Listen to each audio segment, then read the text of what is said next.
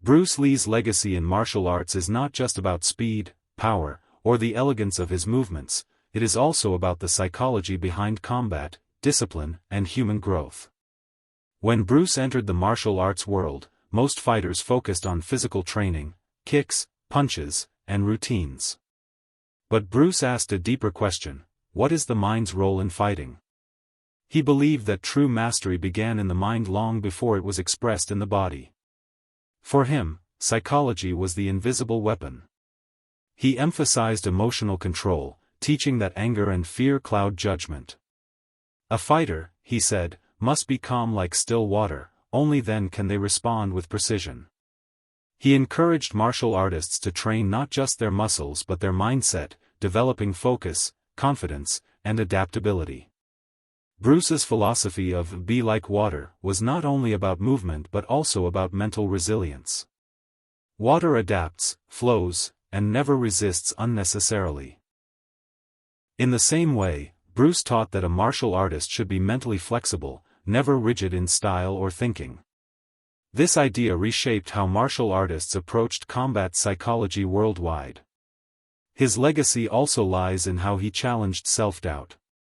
Bruce stressed self-belief as a weapon against failure. He inspired fighters to see limits as illusions, urging them to master themselves before trying to master an opponent. In doing so, he bridged martial arts with psychology, showing that the fight outside always begins with the fight inside. Today, martial arts psychology, from sports training to self-defense programs, carries Bruce's imprint.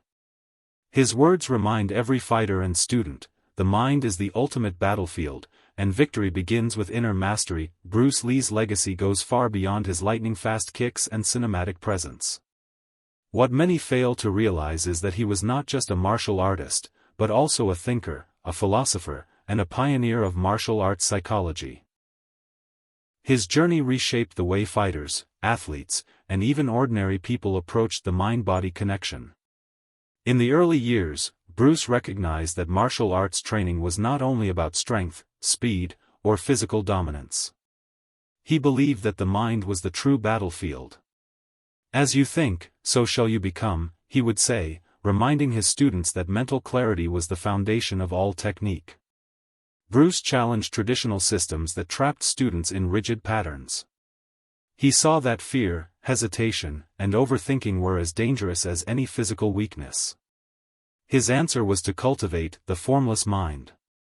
Just as water adapts to the shape of its container, a martial artist must flow with the moment, without clinging to preconceived strategies. In practice, this meant more than drills. Bruce taught visualization, emotional control, and detachment from ego. He encouraged fighters to observe their thoughts during combat, to stay calm under pressure, and to respond instinctively rather than mechanically.